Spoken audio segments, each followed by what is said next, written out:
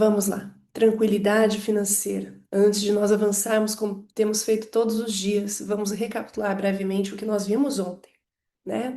Ontem nós transitamos mais uma vez sobre o assunto do contentamento, antes de falar sobre generosidade.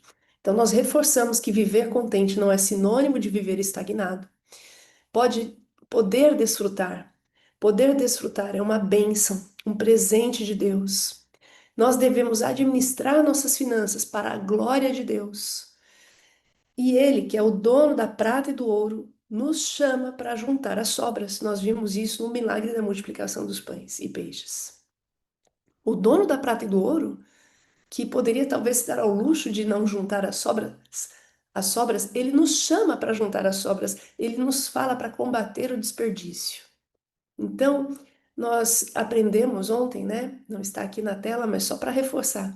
Nós devemos ser econômicos por princípio, ainda que não precisemos ser econômicos por necessidade. Vamos quebrar esse padrão cultural que dá margem para o desperdício quando existe fartura. Não é assim que o Senhor Criador nos chama a fazer.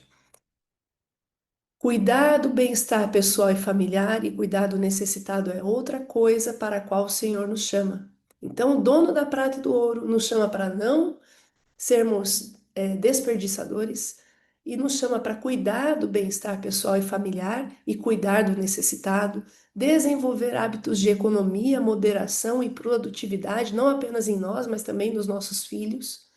Todos podemos fazer alguma coisa pela causa de Deus.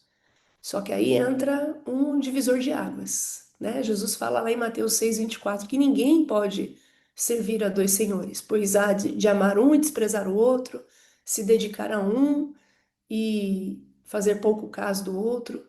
E Jesus declara veementemente: vocês não podem servir a Deus e ao dinheiro. Em outras traduções diz: vocês não podem servir a Deus e às riquezas. O princípio é o mesmo: no governo do coração não há espaço para dois senhores. E a generosidade, né? É um dos pilares que revelam se o nosso coração está sendo governado por Deus ou pelo dinheiro. O generoso progride, prospera, é abençoado, é recompensado. Nós vimos vários textos. Existem muitos outros. E a generosidade, eu não falei ontem, mas é importante reforçar. A generosidade é um pilar, é um princípio que nos ajuda a imitar o caráter de Deus. Porque se tem alguém generoso no universo, é Ele, né? Deus amou o mundo de tal maneira que deu seu filho unigênito, para que todo aquele que nele crê não pereça, mas tenha vida eterna. Ele deu o máximo que ele poderia. Tudo que ele poderia dar, o mais importante ele deu. Devemos ser canais de bênçãos, não represas. Nós vimos lá o exemplo do jovem, não, do rico insensato, em Lucas capítulo 12. Nós vimos o exemplo de Boaz em Ruth, capítulo 2, dos versos 13 a 17, nós vemos o exemplo de Boaz. Só que eu quero destacar algo que eu não tinha mencionado ontem, mas ao ler aqui a referência e ver o texto completo para passar aqui nesse resumo, eu me detive a um detalhe que nos demonstra que está ao alcance de todos fazer alguma coisa pela causa de Deus. Boaz foi muito generoso com Ruth.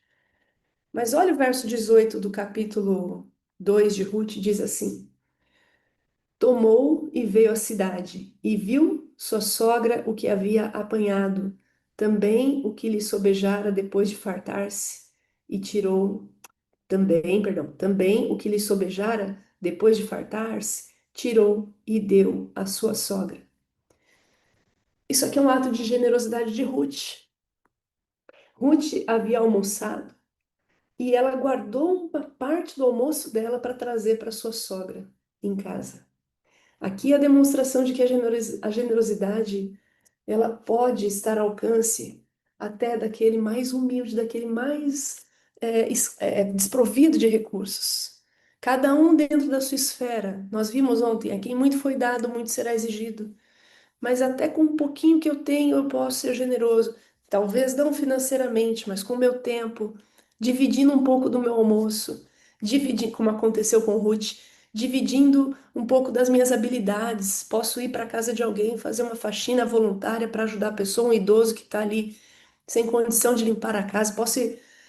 Posso dividir a palavra de Deus com alguém. Eu posso orar por alguém. Eu tenho condição de ser generoso com os recursos que Deus me deu. Como o pastor falou ontem, né? Às vezes as pessoas estão precisando da generosidade na dedicação do nosso tempo. As pessoas não estão hoje dando atenção, não estão olhando nos olhos na hora de conversar, está todo mundo muito apressado. Nós podemos ser generosos até nisso, na atenção que nós dedicamos às pessoas que Deus coloca em nosso caminho. Mas vamos avançando, né? É, tem um aspecto que eu não mencionei ontem, eu quero só trazer aqui para nós, antes de irmos para o tópico de hoje. 2 Tessalonicenses 3, versos 10 a 12 diz: Porque quando ainda estávamos com vocês, ordenamos isto.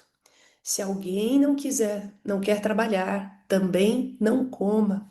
Olha que texto forte, né? Se alguém não quer trabalhar, também não coma.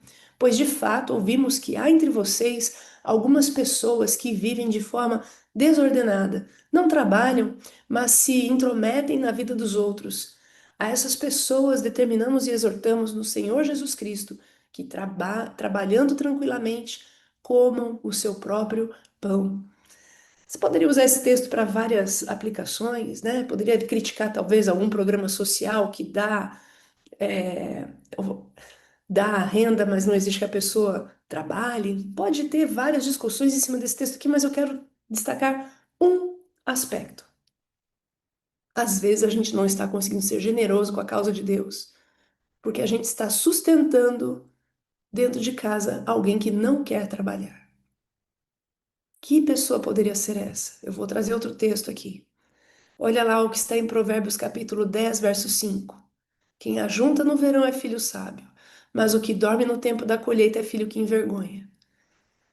E se a gente vai lá para Provérbios 6, versos 8 a 11, a gente vai entender que quem dorme na colheita é o preguiçoso.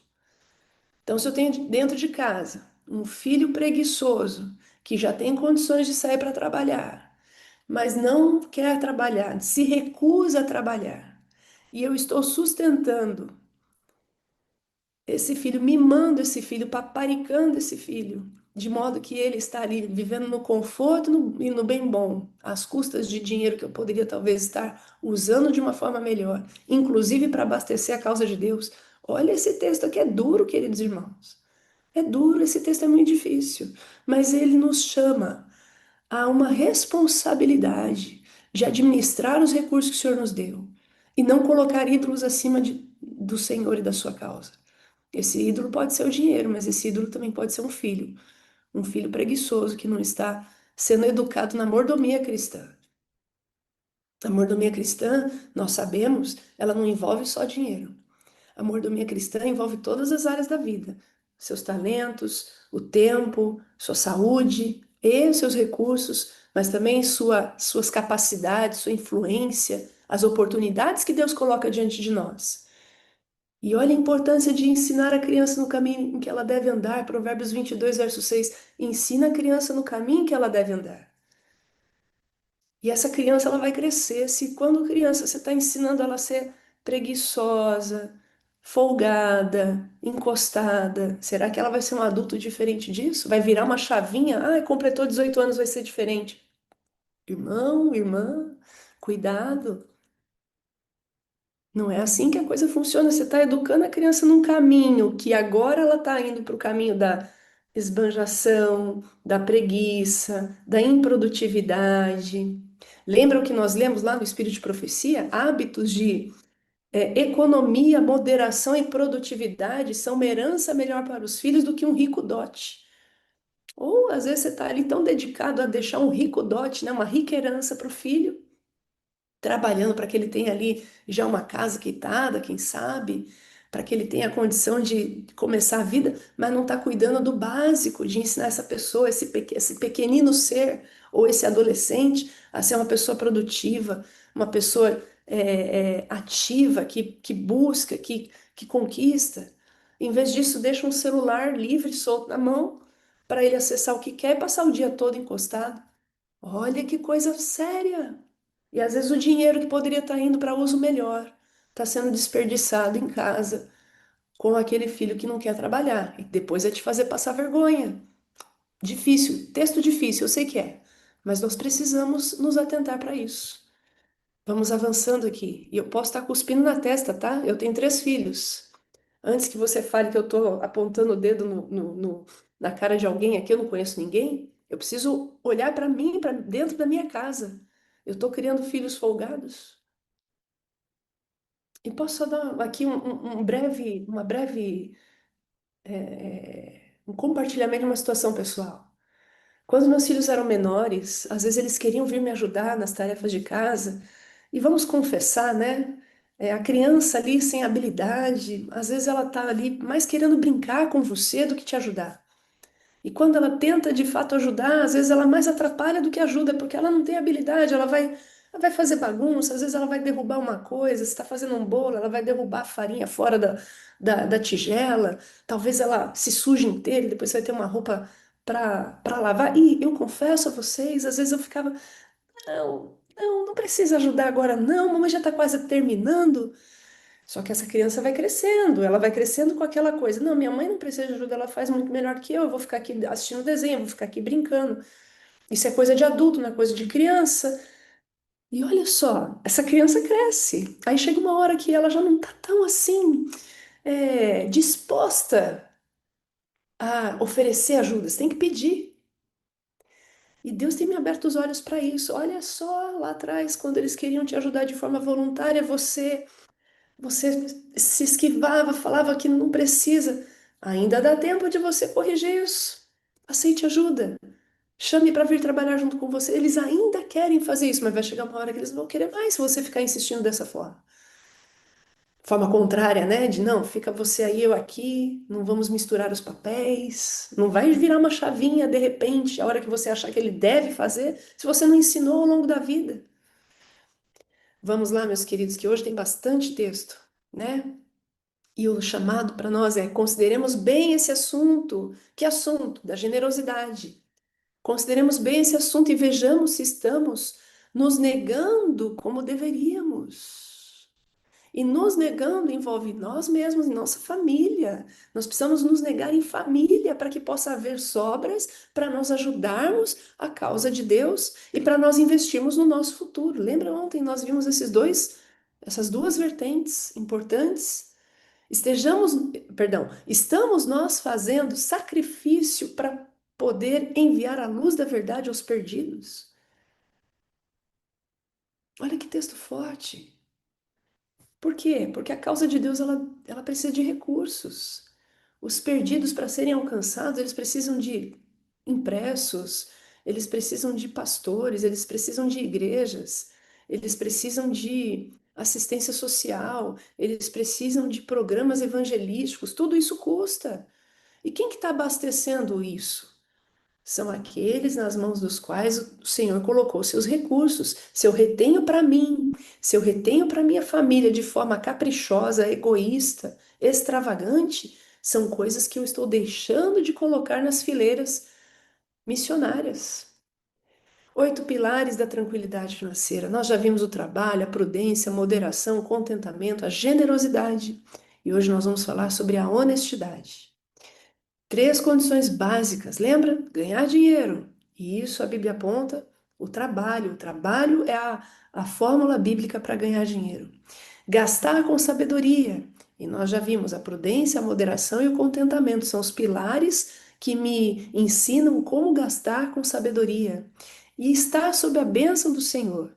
De estar debaixo da bênção do Senhor. Nós vimos a honestidade, a generosidade e a gratidão são os pilares que nos apontam se estamos seguindo o caminho que nos levarão para a bênção do Senhor. Por quê? Porque lá em Deuteronômio 28:14, nós vimos que o que separa a bênção da maldição é a adoração, a quem eu adoro. E isso nos reporta também a Mateus 6:24, a quem eu e você adoramos. Se nós adoramos a Deus, né? Mateus 6:24, Jesus diz: ninguém pode servir a dois senhores, Pois odiará um e amará outro, será dedicado a um e desprezará outro. Vocês não podem servir a Deus e ao dinheiro. Se nós adoramos ao Senhor, nós seremos generosos, nós seremos honestos, nós seremos gratos. Mas se nós adoramos o dinheiro, por outro lado, nós seremos egoístas, nós seremos corruptos e nós seremos infiéis, ingratos. É muito clara a separação da consequência em relação a quem eu adoro. E como saber se eu sirvo a Deus ou ao dinheiro? Nós fizemos ontem um quadro, eu quero repeti-lo hoje, né? Diante da oportunidade de ajudar alguém necessitado, eu sou generoso no limite das minhas possibilidades, e de novo, no limite das minhas possibilidades significa que Deus não pede de mim algo que eu não possa dar. Às vezes alguém pode pensar assim, não, o que eu tenho é muito pouco. Se é muito pouco, Deus só espera que você venha ajudar pouco.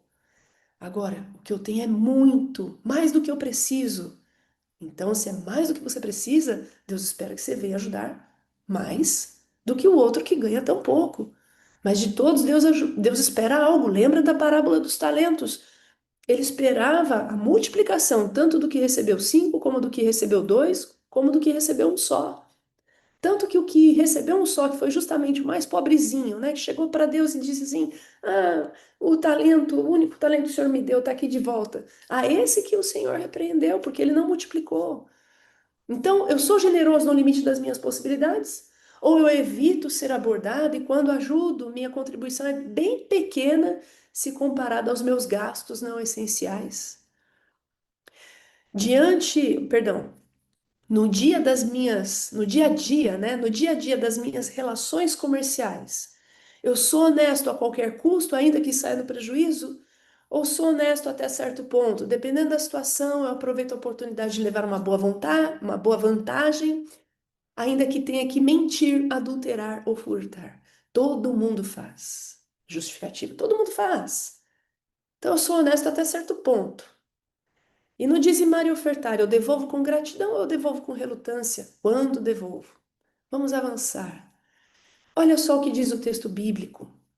E não é só o texto bíblico, queridos. São três dos 10 mandamentos. Não cometa adultério, não furte, não dê falso testemunho contra o seu próximo. Dos 10 mandamentos, três têm a ver com honestidade. Não adulterar, não furtar, não dar falso testemunho. 10 mandamentos, três tratam de honestidade. Será que isso é pouca coisa? Agora eu quero trazer esse texto de Tiago 2, capítulo 10. Pois quem obedece a toda a lei, mas tropeça em apenas um ponto, torna-se culpado de quebrá-la inteiramente. Nós somos adventistas do sétimo dia. E nós gostamos muito desse texto para reforçar a importância de guardar os 10 mandamentos, que inclui o mandamento do sábado. Mas eu quero trazer esse texto aqui para reforçar que nós temos que guardar os 10 mandamentos, o que inclui o mandamento de não adulterar, não furtar, não dar falso testemunho. A importância é a mesma. Muitas vezes nós usamos esse texto para dizer para a pessoa que ela tem que guardar o sábado. Tá certo? Podemos usar esse texto para isso sim. Mas nós também temos que usar esse texto para dizer para nós mesmos que nós temos que guardar o mandamento que fala também para não adulterar, não furtar, não mentir. Honestidade. Honestidade, qualquer que seja o custo, porque isso é um mandamento do Senhor. Honestidade nos julgamentos também.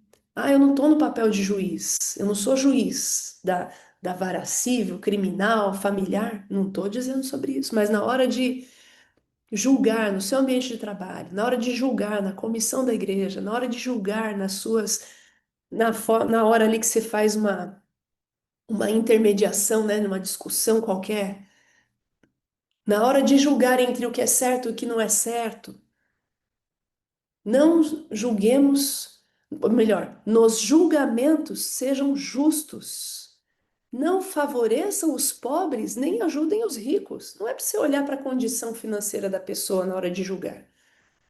Nem para o lado do pobre, nem para o lado do rico você tem que pender. Você tem que pender para o lado do que é certo. Quem que está certo? É o rico? Então o rico que tem que ser é, é, favorecido ali dentro do que é certo, do que é justo para ele.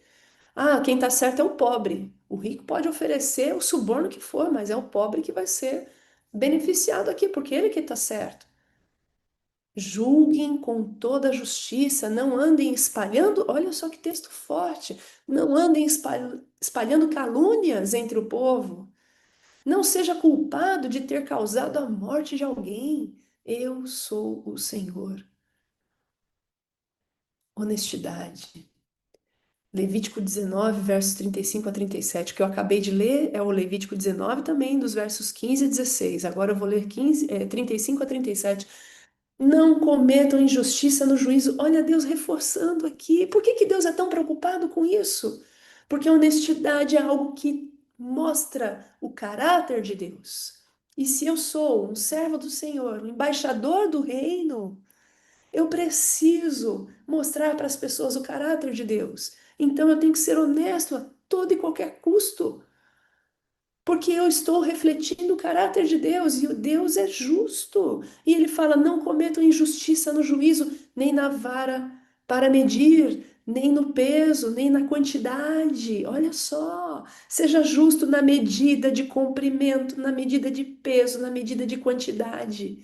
Tenham balanças justas, pesos justos e medidas de cereais e de líquidos que sejam justas. Eu sou o Senhor, o Deus de vocês. Olha só, vocês estão refletindo para as pessoas o meu caráter, vocês são minhas testemunhas. Então, por favor, querido irmão, querida irmã, nós temos que ter em mente isso que nós temos que ter balanças justas, pesos justos, medidas de cereais e de líquidos justos. Por quê?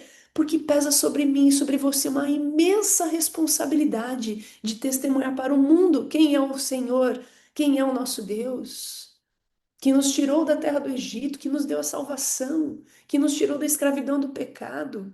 Guarde, olha só de novo. Olha a repetição aqui. Guardem todos os meus estatutos e cumpram todos os meus mandamentos. Eu sou o Senhor, todos os meus mandamentos, os 10, incluindo aquele que fala não matar, não roubar, não dar falso testemunho, não adulterar. Todos os mandamentos. Eu sou o Senhor. Eu sou o Senhor. Quem é que está governando o seu coração, Camila? Estou falando para mim aqui. Quem é que está governando o meu coração? É o Senhor ou é o dinheiro? E aí eu vou falar algo agora que talvez vá doer para alguns aqui. Eu não conheço, de novo, queridos, eu não conheço ninguém. Então, por favor, não entenda isso como uma acusação. Eu estou falando para mim também, mas existem economias que Deus não aprova. Honestidade dentro de casa, coisas que os outros talvez não estejam vendo e que está produzindo para nós algumas economias, né? A gente talvez esteja querendo aqui encher o nosso potinho com moedinhas que vêm de economias que Deus não aprova. Isso aqui Deus não aprova.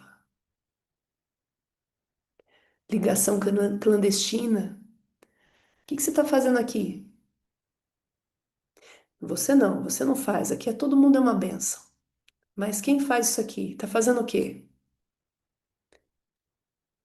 Está roubando energia antes dela entrar no velocímetro ali, né? No registro, passar pelo registro e computar quanto de energia você está consumindo, você já vai direto lá na rede de energia e conecta. Você não faz isso aqui, todo mundo é uma benção. Estou falando, existem pessoas que fazem isso, né? Vão lá na rede de energia, conectam direto na rede para furtar a energia sem ela passar pelo registro. Outra economia que Deus não aprova é em relação a abastecimento de água. Ligação clandestina na rede de água. É o mesmo princípio. Tem pessoas que fazem isso, que pegam a água antes dela passar pelo registro. Aí lá no cômputo, né? Que depois vai vir o funcionário da companhia de abastecimento para ver quanta água foi consumida, vai ver que foi consumido só um pouquinho. E aí a conta vem bem baixinha, mas na verdade aconteceu isso porque a pessoa furtou a água. antes dela passar pelo registro. Outra coisa que Deus não aprova, invasão de propriedade privada. Eu sei que aqui não acontece, mas tem pessoas, né, que se instalam em terrenos, em lugares que não lhes pertencem, ou em casas, enfim. Ou, e aqui não estou falando que é exclusividade de pessoas pobres, não. Tem muito rico que vai em áreas de represa ali, mananciais, e constrói a casa ali com iate, com o carrão, com tudo, na beira da represa, na beira do lago, ocupando áreas que não deveriam ocupar, área de proteção permanente, desmata. Isso é coisa que Deus não aprova. Deus não aprova. E aqui talvez eu esteja falando de algo que está todo mundo normalizando, né? Outro dia eu estava num almoço com pessoas cristãs e a gente estava comentando de alguns canais que havia disponíveis na nossa TV, canais que vêm com a TV mesmo, dependendo da marca que você compra, ela abre alguns canais e você consegue acessar esses canais pela internet. Está dentro de canais que você acessa de forma gratuita pela própria configuração da televisão. E aí alguém soltou nessa hora, não, eu vou instalar na minha casa uma box TV. Não lembro exatamente qual foi o termo que ele usou, mas no sentido de que era uma TV não homologada. O que que é uma TV não homologada? É uma TV clandestina, que faz você acessar tudo e qualquer filme, tudo e qualquer série, tudo e qualquer canal, sem pagar a mais por isso. Queridos, vamos traduzir o que isso significa? Você já sabe aí no seu coração. Se você está acessando filmes, séries, desenhos para os seus filhos assistirem, olha só, coisas pelas quais você não está pagando o que deveria ser o preço justo, porque se você for lá no site, na página do provedor daquele filme, daquela série, daquele desenho, você vai ver que tem lá uma mensalidade para ser paga. Qual é a mágica que acontece para você instalar uma caixinha, conectar a sua TV e acessar tudo isso de graça? Qual é a mágica que acontece? Você está fechando. Você não, desculpa, desculpa de novo. Aqui ninguém faz isso, aqui todo mundo é uma benção.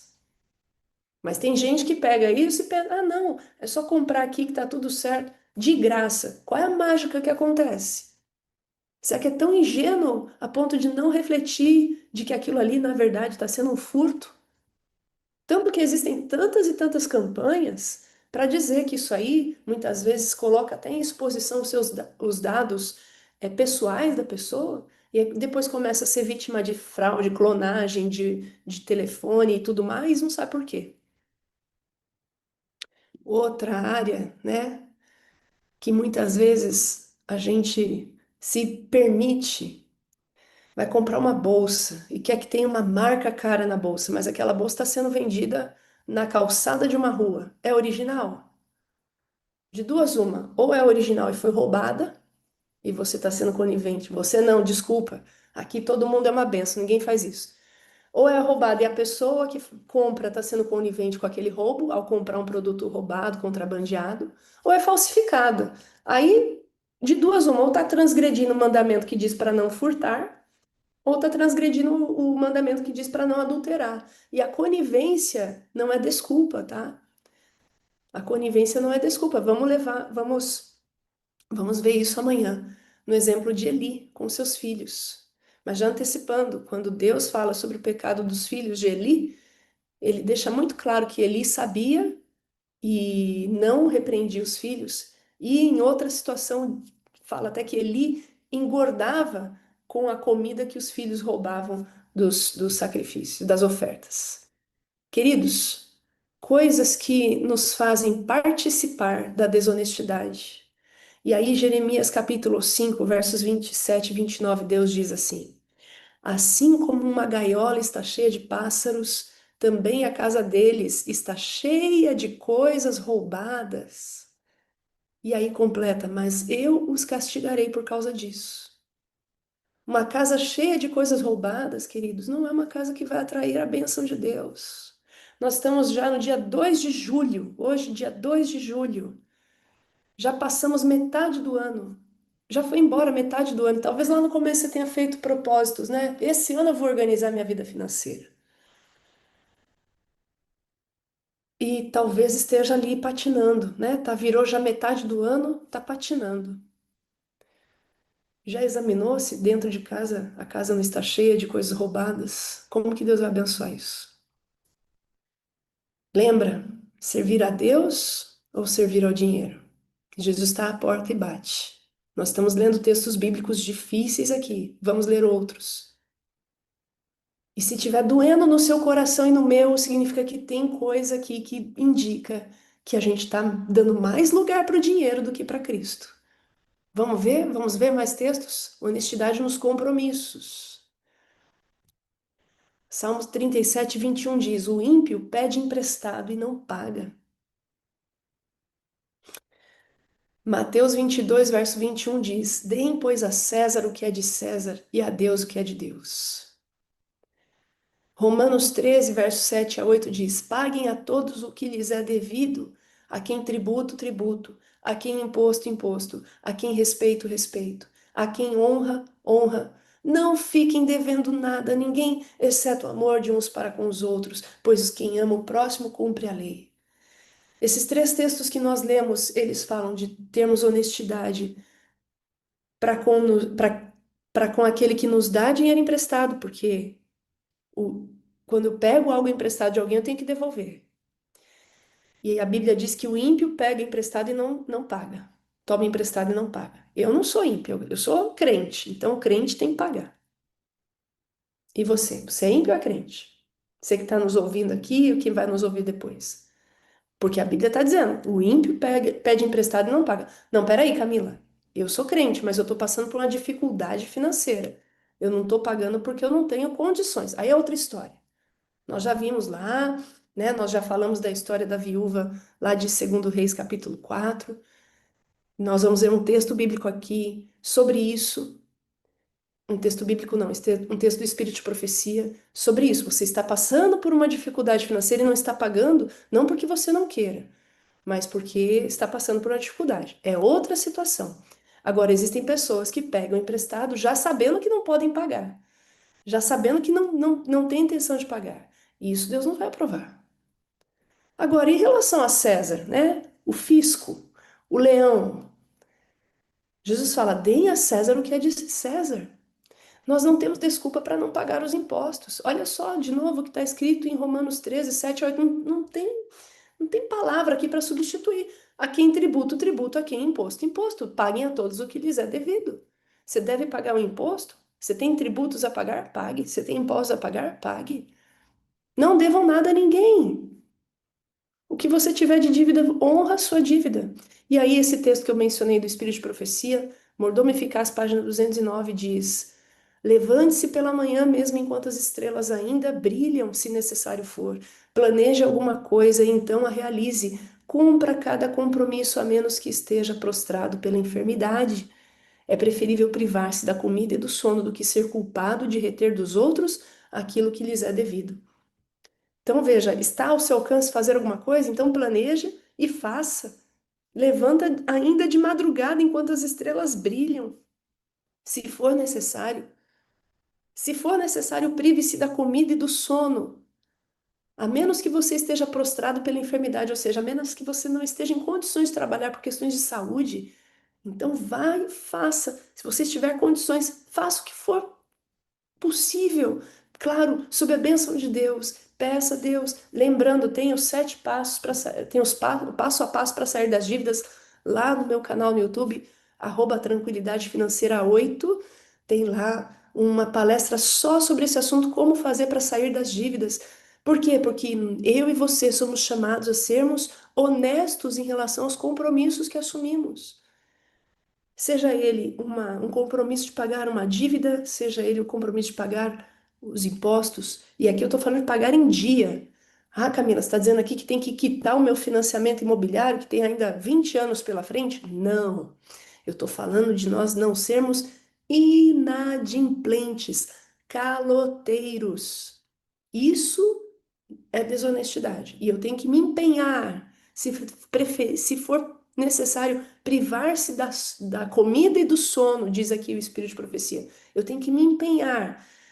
Se necessário, passar pão e água, passar dormindo poucas horas, para que eu possa fazer alguma coisa que me possibilite arrumar os meios de pagar aquilo que eu devo, para não ser inadimplente, pagar aquilo que está em atraso. Tem gente que fala, devo, não nego, pago quando puder. Esse pago quando puder, na visão do cristão, ele tem que ser encarado de uma forma assim, muito séria, muito reverente, não com folga, porque nós estamos ao final, testemunhando para o mundo acerca de um Deus a quem nós servimos. Então, nós temos que ser honestos, inclusive, nos compromissos que nós assumimos. Honestidade nos negócios. Veja o que a Bíblia fala, Deuteronômio 25, verso 16. Esse assunto é sério, queridos. Olha esse texto.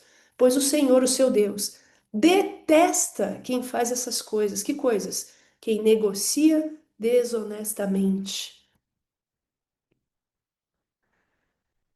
Queridos, o texto é claro, claro demais, não tem nem o que eu ficar explicando aqui. Mas eu vou, né, eu vou reforçar. Às vezes aquele lucro que você está obtendo por um caixa dois, você não, desculpa, aqui ninguém faz isso, aqui todo mundo é uma benção. Mas tem gente que olha ali, né, para o lucro que vem de fazer um caixa dois, de sonegar um imposto, de adulterar uma balança, de alterar a data de vencimento.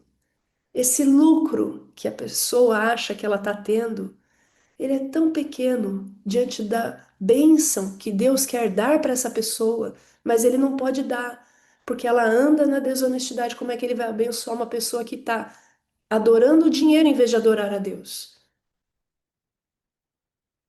E pior, se essa pessoa sabe que não deve fazer isso e faz, ela cai no rol daqueles a quem Deus, olha que forte, no rol daqueles que negociam desonestamente e entram numa prática que Deus detesta.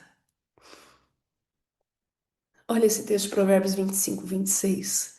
Como fonte que foi turvada e manancial contaminado, assim é o justo que cede ao ímpio. Assim é o justo que aceita suborno, dizem outras traduções. O justo que cede ao perverso, o justo que se corrompe. É como uma fonte que foi turvada, ou seja, tinha uma água cristalina e de repente veio alguém ali e jogou terra, ela ficou barrenta. Manancial contaminado, tinha ali um lugar que todo mundo podia entrar e brincar, tomar banho, mas agora ele está contaminado, tem um córrego que leva esgoto para aquele manancial, ninguém mais quer entrar ali. Assim é o justo que cede ao ímpio. Que tristeza quando a gente vê um escândalo de corrupção que envolve um cristão. Alguém que se diz cristão, né? Leva uma placa de igreja. Que tristeza que é, que desapontamento para nós como cristãos, mas mais ainda o desapontamento aos olhos de Deus. Satanás é que bate palma nessa hora. Por quê? Porque é uma fonte que devia jorrar para os outros para a vida eterna, como Jesus diz lá para a mulher junto ao poço, se tornou uma fonte turvada. Um manancial que deveria ser um canal de bênção para outras pessoas ficou contaminado. Ninguém quer agora beber dessa água. Ninguém quer agora receber estudo bíblico. Por quê?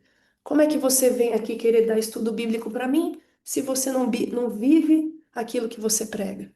A pessoa pode dizer para um cristão que cede ao ímpio, um justo que cede ao ímpio. Triste. Honestidade por princípio, não por conveniência. Ezequiel 45, verso 10, repete, né, aquilo que está lá em Levítico: usem somente pesos, medidas e balanços honestos. Só que às vezes eu posso pensar, ninguém está vendo. Eu vou fazer aqui de uma forma que ninguém vai ver. E Jesus adverte, lá em Mateus capítulo 6, verso 1, guardai-vos de exercer a vossa justiça diante dos homens, com o fim de serdes vistos por eles.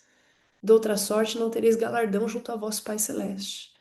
Você vai ser honesto só quando as pessoas estão vendo? Isso é honestidade por conveniência. A honestidade por princípio é ser honesto, inclusive quando ninguém está vendo. Inclusive quando ninguém está vendo. Olha lá de novo o texto de Abacuque 2, verso 4. Eis o soberbo. Sua alma não é reta nele, mas o justo viverá pela fé. Alguém pode dizer, não sei se tem algum empresário aqui conectado ou que irá depois assistir essa jornada.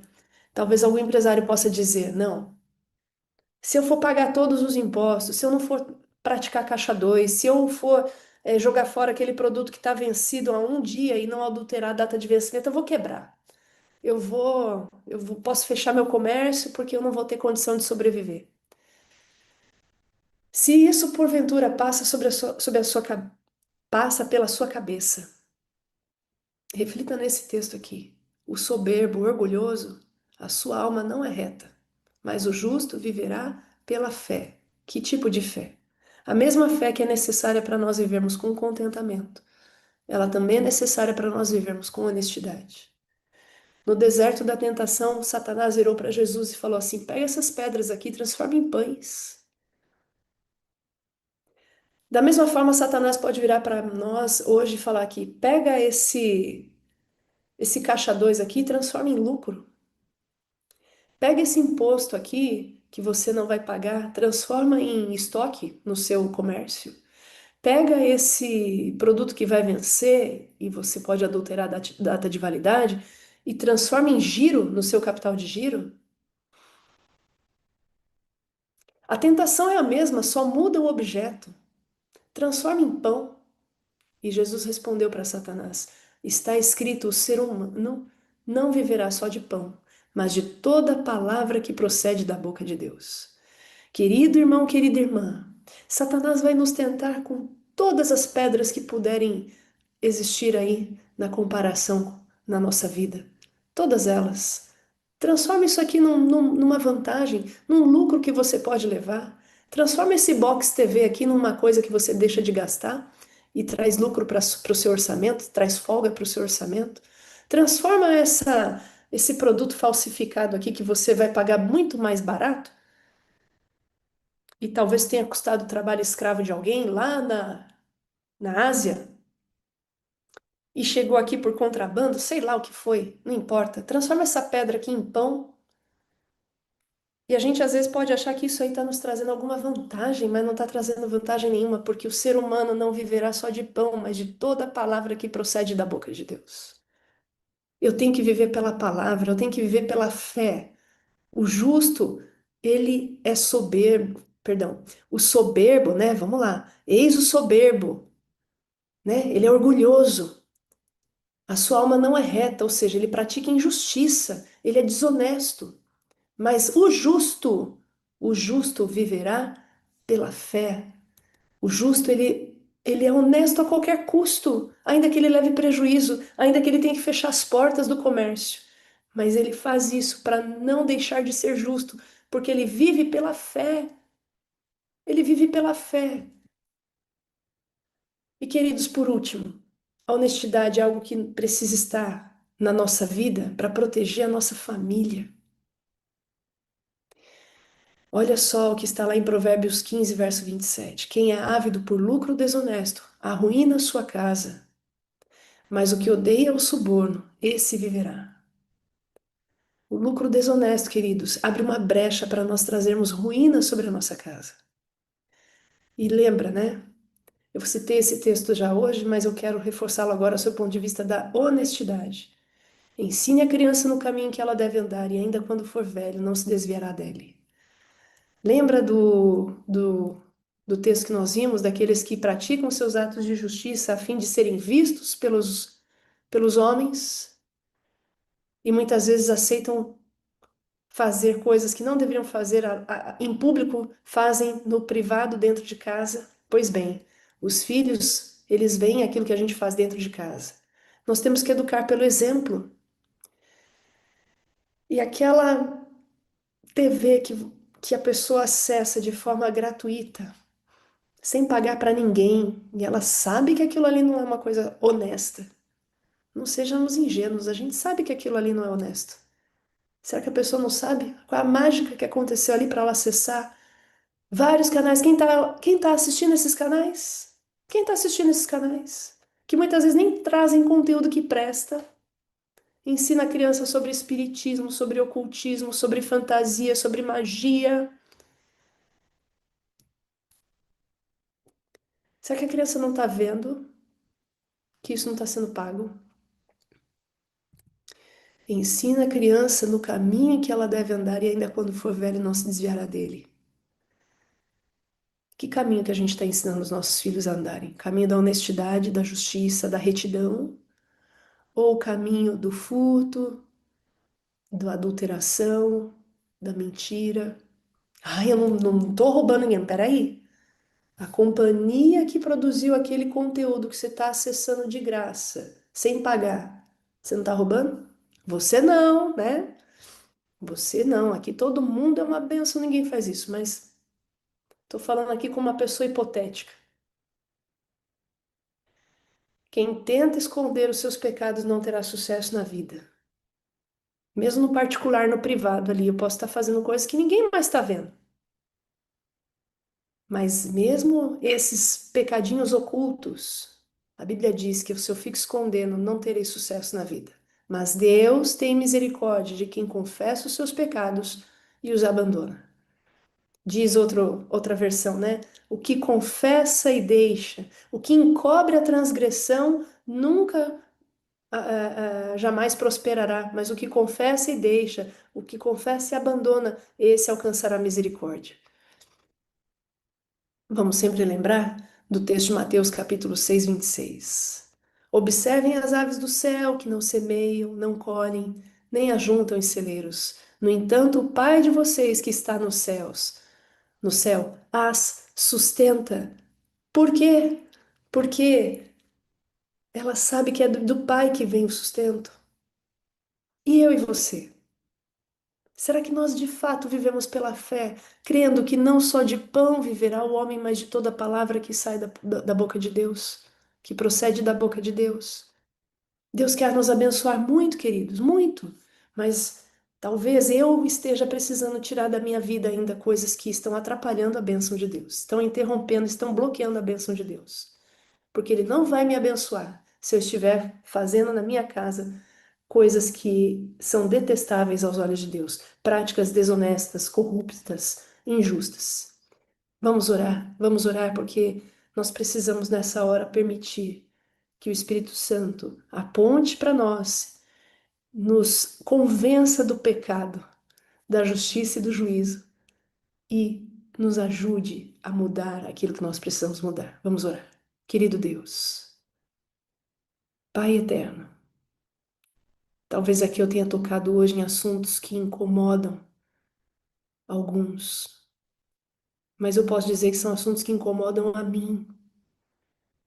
Querido Deus, a tua palavra nos aponta para coisas que muitas vezes nós nem queremos ler e preferimos deixar esquecidas, preferimos falar sobre coisas mais agradáveis, preferimos falar sobre sucesso, sobre prosperidade, sobre conquistas, mas a tua palavra também fala sobre coisas que nós devemos abandonar, confessar e abandonar para alcançarmos misericórdia. Senhor, nos ajuda, Pai. Se porventura alguém aqui se sentiu na condição de pecador, louvado seja o teu santo nome, porque para nós podermos alcançar o perdão, primeiro nós precisamos entender que somos pecadores e que precisamos da tua graça, Senhor. Nos perdoa, nos ajuda, dirige a nossa vida, amoleça o nosso coração e nos ajuda, Senhor, a colocarmos o Senhor no trono do nosso coração e não o dinheiro. Nos ajuda, Senhor, a sermos honestos a qualquer custo, ainda que saiamos levando prejuízo, que esse prejuízo seja para a tua honra e tua glória, Senhor, e que nós possamos confiar, vivendo pela fé, confiar em teus cuidados até à eternidade. Pai, nós te rogamos em nome de Jesus. Amém.